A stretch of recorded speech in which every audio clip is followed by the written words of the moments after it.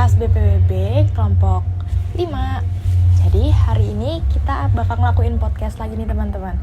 Kali ini kita bakal ngomongin tentang Monjali, Monumen Jogja Kembali. Sebelumnya perkenalkan dulu, kami dari kelompok 5. Saya Tamimah Khairunisa. Saya Larissa Tiskar. Saya Naila Rahmani Amani. Dan di sini kami sudah bersama dengan narasumber kami, yaitu Bapak Rizky Perdana Putra. Bapak Rizky. Saya selaku personalia di Monumen Jogja Kembali. Selamat pagi. Siap. Oke.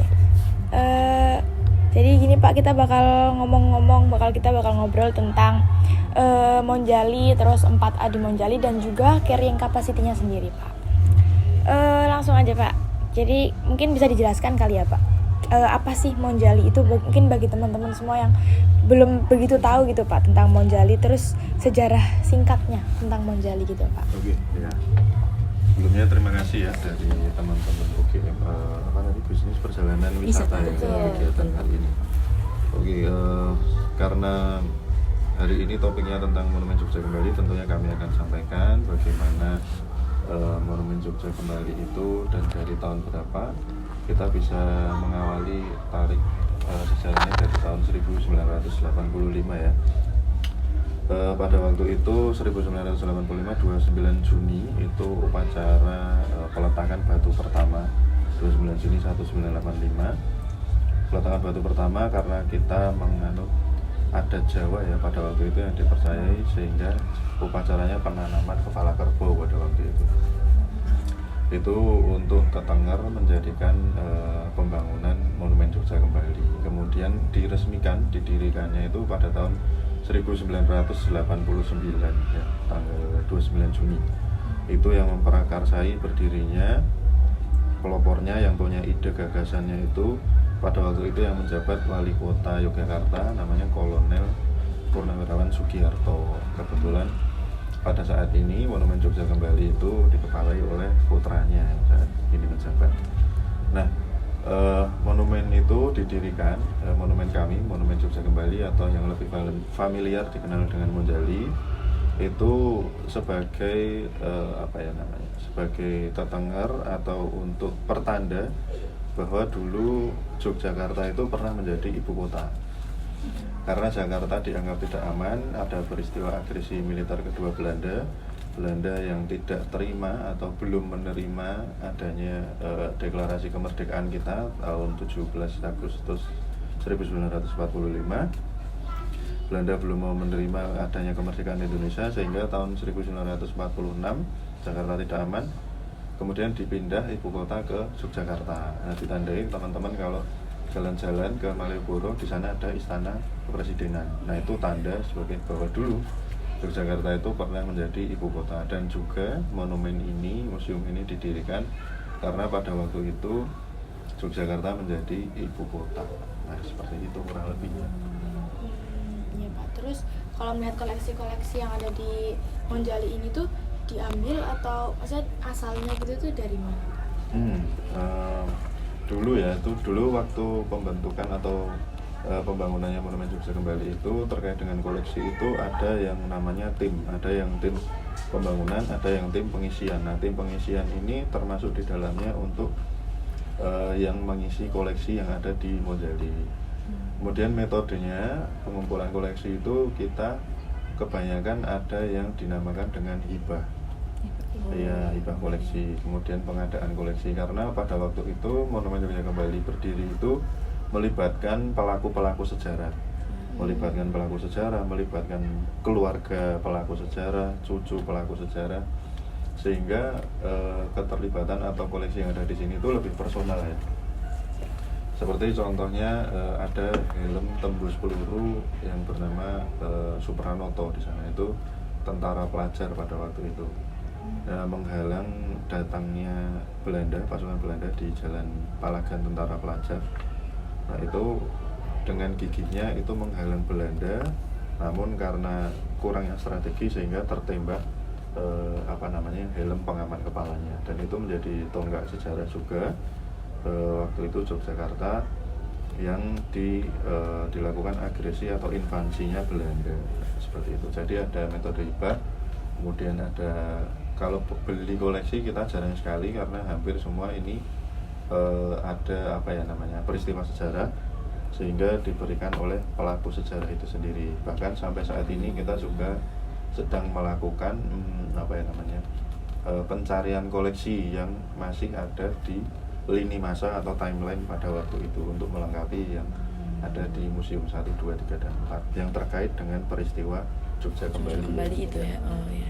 Untuk keaslian dari barang-barang itu berarti terjamin ya Pak, karena dari hibah-hibah. Betul, dari tentu asli karena ini dari pelaku sejarah itu sendiri. Jadi kita apa namanya tidak ada yang misalnya palsu atau tiruan, kecuali kita ada yang karena namanya barang koleksi ya, barang lama, barang apa namanya mengandung nilai sejarah, sehingga itu ada yang namanya replika atau restorasi karena ada barang sejarah yang mengalami karena ya waktu, karena adanya waktu, kemudian penyimpanan yang kurang tidak secara kuratorial misalnya, perlu kurasi khusus, sehingga kita melakukan restorasi atau kita bikin replikanya sekiranya skalanya itu besar.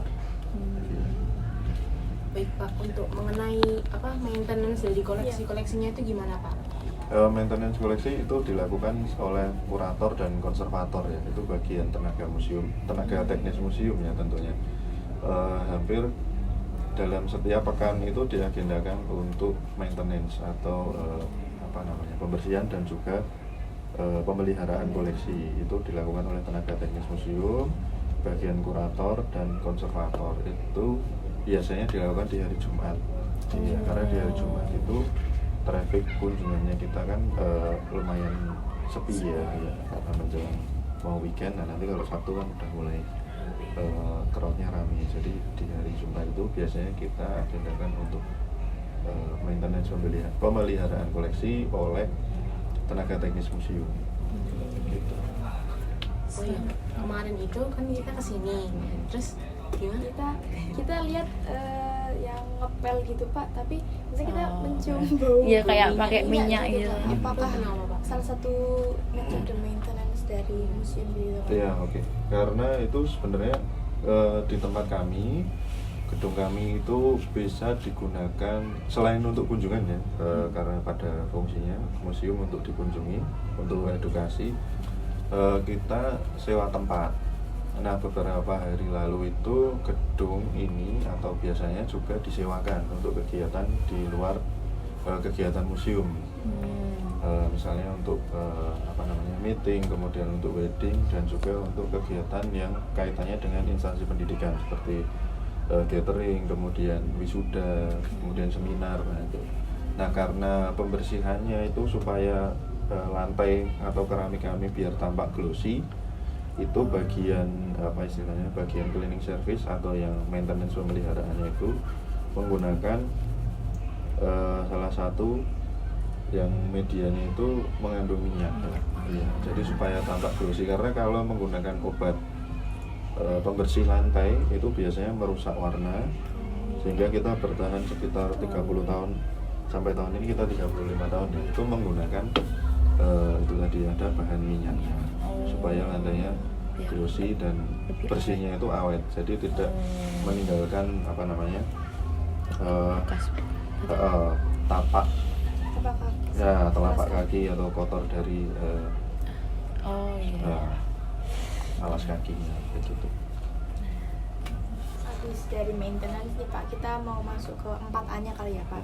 Jadi kalau atraksi nih Pak, di Monjali ini atraksi yang ditawarkan tuh kira-kira apa aja sih Pak? Terus daya tarik yang dimiliki oleh Monjali yang bisa membedakan Monjali dengan museum-museum lainnya gitu, mungkin bisa dijelaskan.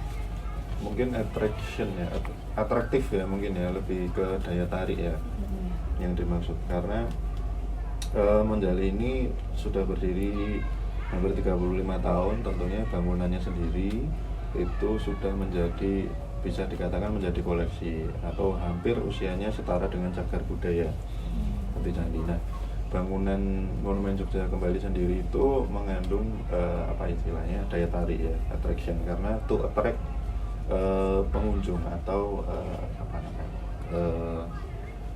yang paling familiar mungkin netizen ya, karena bangunan kita yang kerucut atau mengandung filosofi adat budaya kami seperti tumpeng ya, yang mengandung filosofi ya, semakin usia kita semakin mendekati kepada Tuhan, sehingga kan mengerucut tuh dari muda, menengah, middle, terus ke tua. Nah seperti itu, sehingga daya tarik bangunan itu sendiri yang menjadikan Monjali eksis dan familiar di kalangan masyarakat umum. Kemudian koleksi-koleksi kami yang otentik tadi juga menjadi attraction untuk para masyarakat umum juga. Karena sekiranya seperti itu, karena bangunan itu sendiri sudah mengandung atraktif ya, lebih mengandung daya tarik gitu. Selanjutnya nih Pak, untuk fasilitas yang disediakan oleh Monjali itu ada apa aja Pak? Fasilitas ya, kalau dari kami mungkin fasilitas umum ya yang bisa dimanfaatkan untuk para pengunjung atau masyarakat umum yang berkunjung di Monumen Jogja Kembali. Tentunya fasilitasnya kita ada ruang yang bisa dimanfaatkan untuk berbagai acara ya, atau kita sebut ruang serbaguna. Itu ada di lantai 1, bisa dimanfaatkan untuk pengunjung sekolah nanti ketika mengadakan perpisahan atau mengadakan acara yang lebih edukatif di sini, bisa bersama siswa dan para gurunya. Juga bisa dimanfaatkan untuk acara wedding, kemudian acara wisuda, graduation, seperti itu ya, bisa dimanfaatkan. Kemudian untuk fasilitas yang bisa dimanfaatkan lagi di luar itu, di depan lantai 2 ada rest area ya. Ada rest area bisa digunakan untuk umum. Ada sisi entertainnya juga di sana karena ada wahana permainan.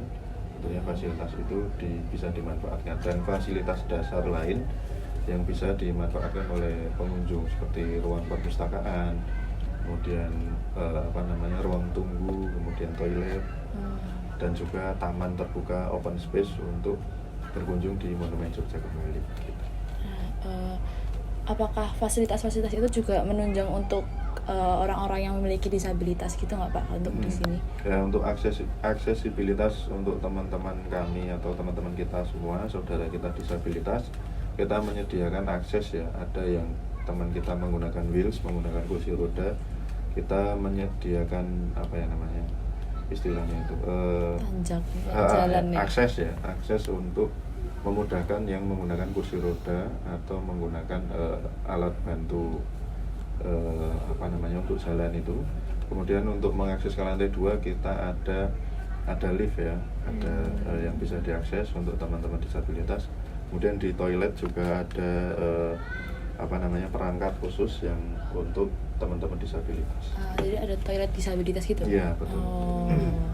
Terus kalau ngomongin aksesibilitas nih Pak, kalau misalnya mau masuk ke Monjali ini tentang aksesibilitas kendaraan gitu Pak, apakah lahan itu tersedia juga, dan akses untuk masuk Monjali ini apakah friendly to semua jenis kendaraan? Ya, karena cakupan atau luasan kita lumayan ya, jadi aksesibilitasnya lumayan mudah, dan letak kami juga lumayan strategis karena di tengah kota ya, di jalur utama, di ring road ya.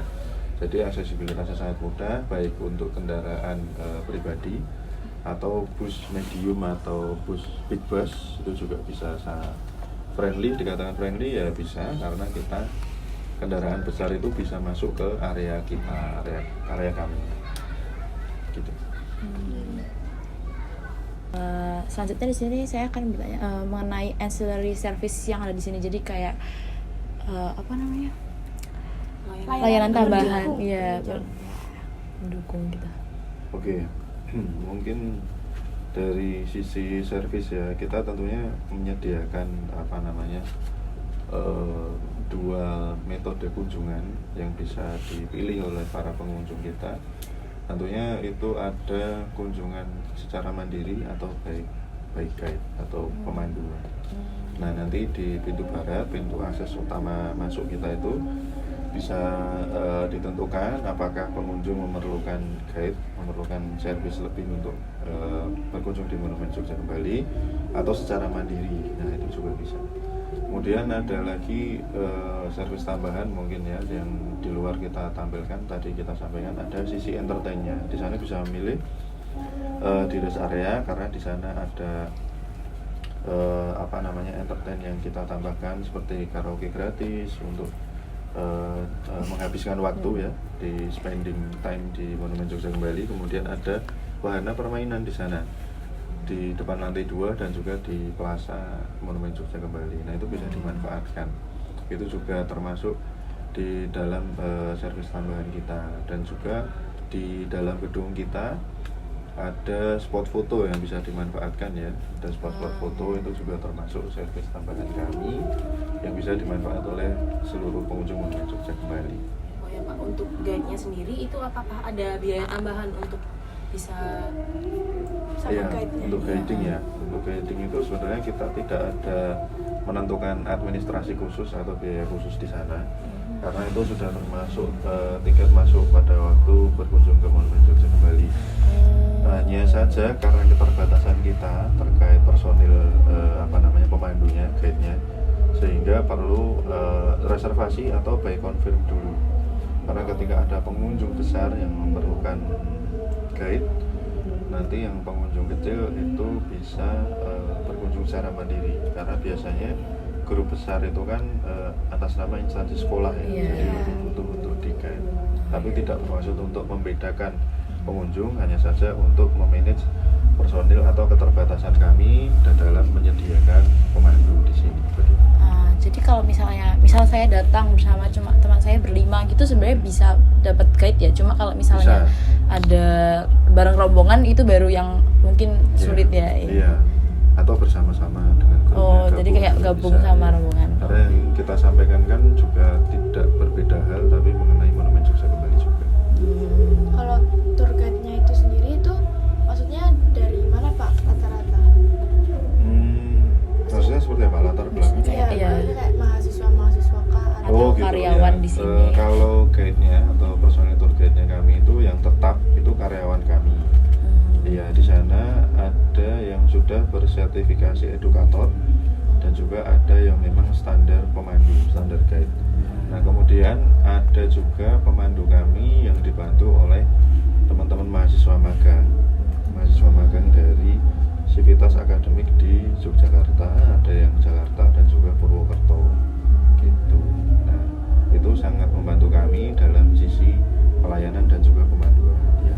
Jadi ada dua tadi, ada yang karyawan tetap, ada juga yang dari teman-teman magang mahasiswa. Artinya Monjali maksudnya membuka kesempatan itu ya Pak untuk para mahasiswa yang magang menjadi guide gitu. Iya, betul ya. Itu untuk membantu menyampaikan kepada pengunjung kami terkait dengan edukasi dan juga pemanduan di Monumen Jogja Kembali. Jadi untuk yang anak-anak yang magang di sini itu mungkin diberikan pelatihan dulu ya Pak untuk sebelum turun menjadi guide. Iya betul, ada pelatihan dan juga ada briefing ya nanti karena terkait hal yang disampaikan kepada pengunjung kami, karena ada nilai sejarah juga yang disampaikan dan juga sisi edukatifnya supaya tersampaikan kepada pengunjung gitu. Baik Pak, selanjutnya itu apakah ada rencana pengembangan Monjali di masa depan gitu Pak, mengenai mungkin fasilitasnya atau apa gitu? Ya, tentunya di dalam rencana anggaran kerja setiap tahun kita ada rencana pengembangan untuk Monumen Jogja Kembali. Namun itu kembali lagi kepada anggaran operasional kita terkait tahun depan atau beberapa tahun ke depan, 5 tahun ke depan. Tentunya kita tetap memperhatikan adanya era yang sekarang ini era digital ya. Namun kita terbatas pada museum sehingga koleksi kami atau timeline yang perlu kita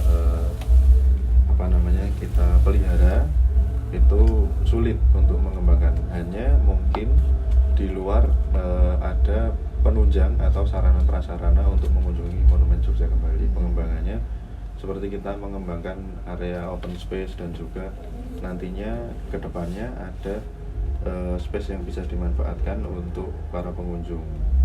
Mungkin sisi yang lebih atraktif dan juga entertain untuk pengunjung SD sampai SMA ya. Gitu.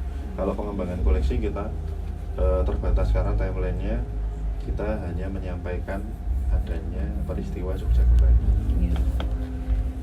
Selanjutnya nih Pak, apa segmentasi pasar tertentu gitu dari Monumen Jogja Kembali ini?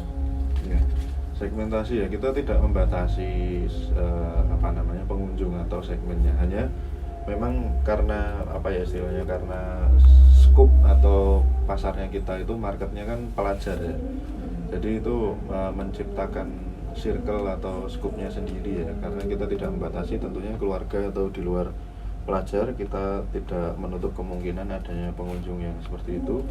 Kemudian ada juga yang pengunjung internasional, misalnya dari negara tetangga kita atau bahkan negara yang pernah menjajah kita, invasi, bahkan dari masyarakat Belanda itu juga pernah ada yang berkunjung ke sini.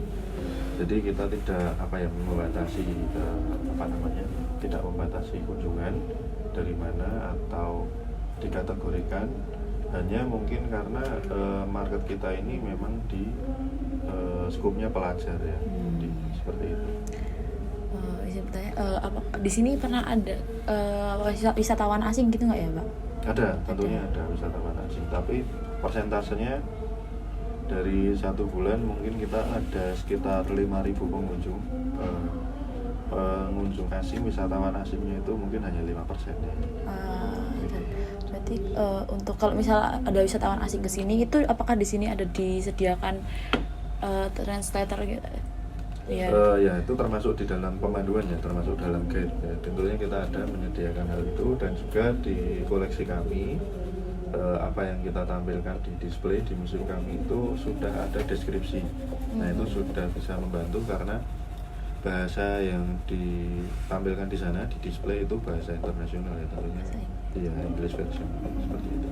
Mungkin kita ada terhalangnya ketika ada pengunjung yang di sekitaran Asia seperti Korea, Jepang, Cina, itu kan terbatas karena kadang pengunjung yang seperti itu tidak paham tentang bahasa Inggris. Tapi kita bisa mengatasi dengan bahasa gestur gitu. Pakai bahasa gestur gitu. Baik Pak, selanjutnya kalau untuk biaya masuk ke sini itu berapa?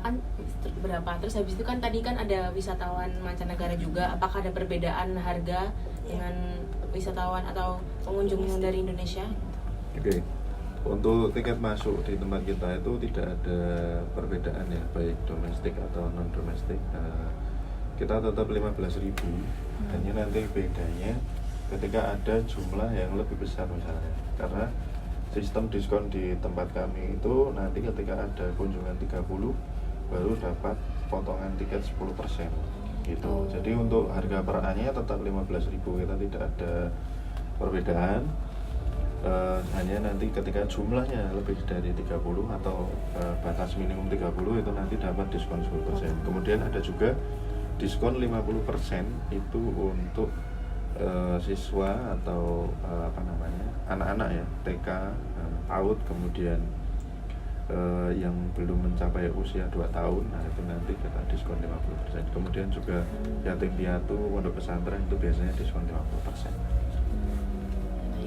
Terus kalau boleh tahu nih Pak, rata-rata kunjungan di Monjali ini itu berapa nih Pak, atau di range per hari atau per bulan atau per tahunnya gitu Pak?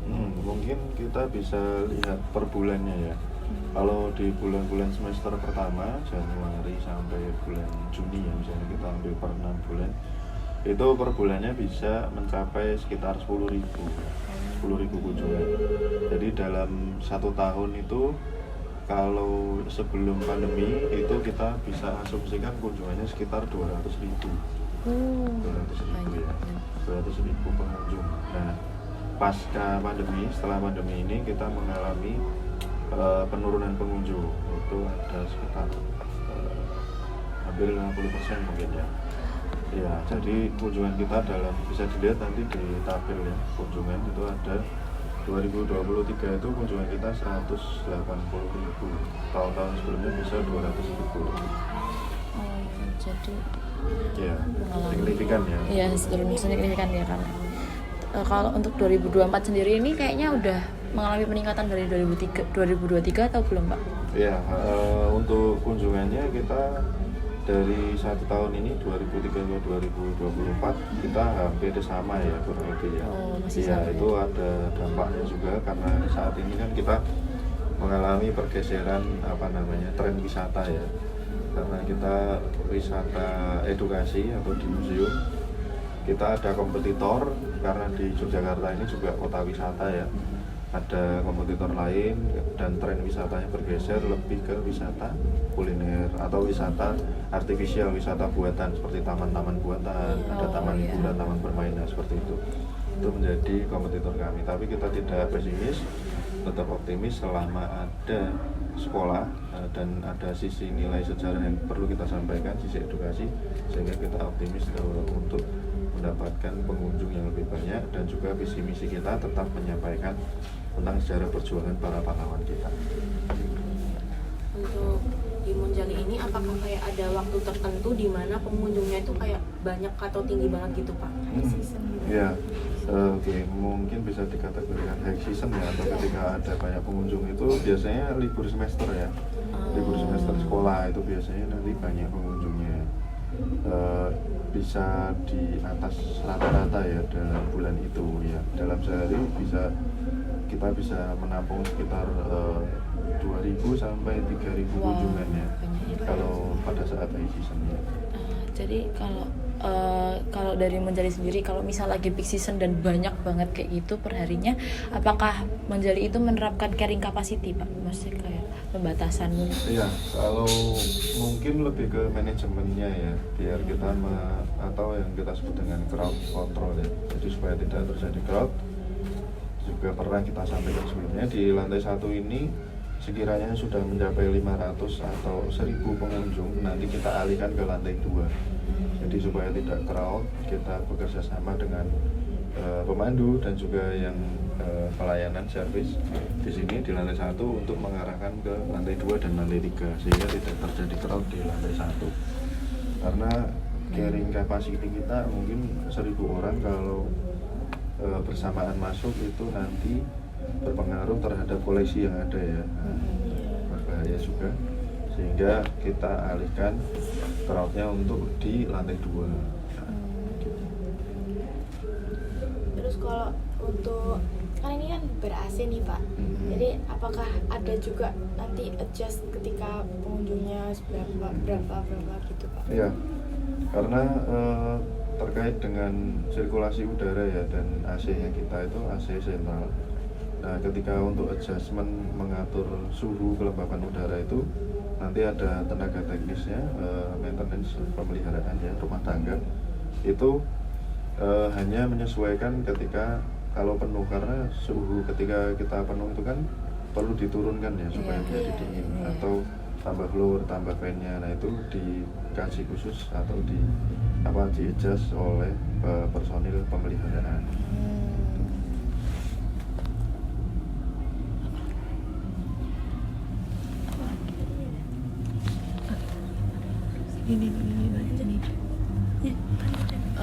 Selanjutnya mau tanya, kalau misal Monjali sendiri itu ada nggak Pak promosi atau promosi untuk meningkatkan kunjungan gitu? Ya. Lewat apa biasanya? Iya, sama dengan instansi lain, karena kita perlu operasional juga. Tentunya kita ada yang namanya bagian promosi ya. Ada yang di sini divisinya namanya humas, pemasaran, dan pemandu itu ada di bawah pemandu.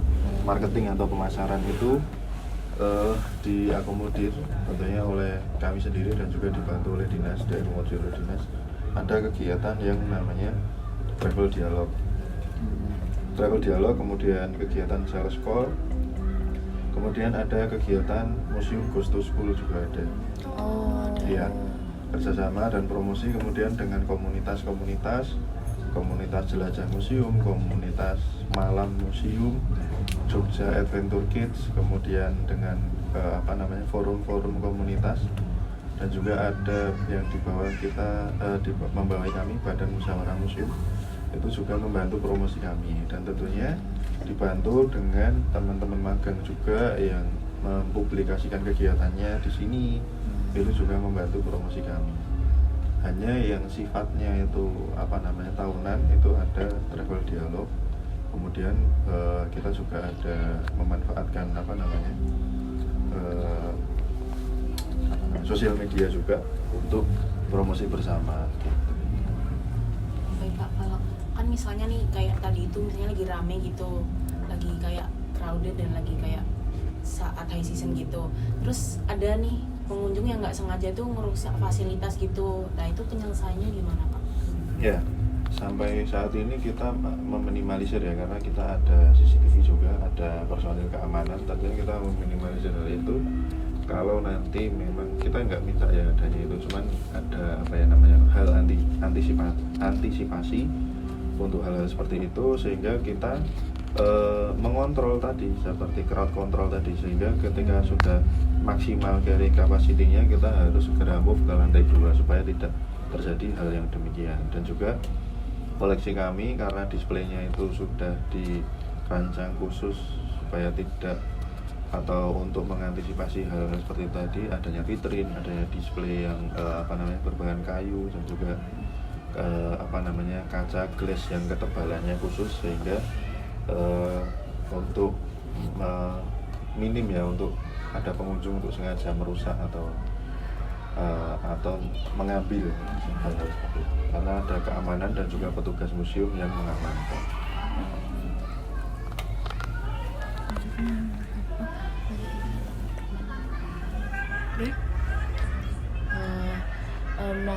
Ini agak ini ya, balik lagi ke atraksi itu. Untuk kalau Taman Pelangi sendiri itu ada keterkaitannya nggak ya sama monumen ini? Ya, kalau Taman Pelangi itu kan operasionalnya itu setelah selesai operasional kami, setelah operasional Monumen Jogja Kembali atau operasional museum. Kita kan beroperasional dari jam 8 sampai jam 4 sore, kemudian nanti jam 5 itu Taman Pelangi. Nah, Taman Pelangi ini pihak ketiga atau yang kerjasama dengan kami menyewa tempat di sini, sehingga itu juga istilahnya bagian dari sisi pengembangan Monumen Jogja Kembali, namun itu di luar museum karena itu kerjasama, jadi pihak ketiga kita. Oh, jadi udah beda pihak gitu ya? Beda, karena ada juga yang kunjungan ke museum sore misalnya di tempat kami jam 4, kemudian nanti menunggu transisi bukanya Taman Pelangi. Tapi kalau misal kayak paket wisata gitu ada nggak ya Pak? Maksudnya terusan dari sini terus ke sana atau itu pisah aja gitu? Nah, kalau untuk paket wisata nanti kaitannya di lapangan dengan travel agent ya. Kita menawarkan hal itu, tapi kita tidak menjual paket wisata tersebut. Biasanya yang menawarkan paket wisata tersebut atau nanti itinerary kemudian rundown kunjungan itu biasanya nanti kaitannya di travel agent. Jadi travel agent yang menawarkan paket wisata.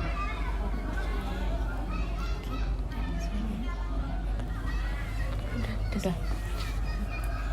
Ya, mungkin pertanyaannya udah cukup nih Pak. Terus mungkin Bapak bisa kasih closing statement buat teman-teman semuanya biar ajakan gitu Pak untuk berkunjung ke Monjali.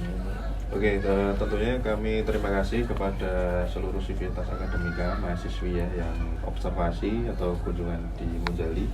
Tentunya ini membantu adanya ketertarikan minat untuk generasi muda untuk berkunjung ke Monumen Jogja Kembali.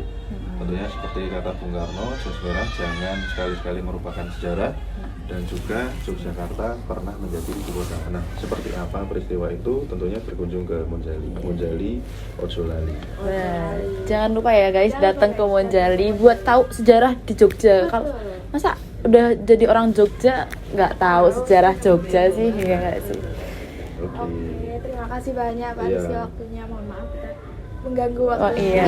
Jangan lupa informasi ada di sosial media kita ya, Instagram Monjali Yogyakarta, kemudian TikTok, ada juga YouTube, nanti pantau aja kegiatan-kegiatan kita, dan juga ada update tentang Museum Monumen Jogja Kembali. Siap. Jangan lupa dicek ya guys, nanti langsungan. Oke, sekiranya segitu dulu podcast dari kita. Makasih buat teman-teman yang udah nonton. Jangan lupa untuk Like, komen, dan subscribe. Dadah.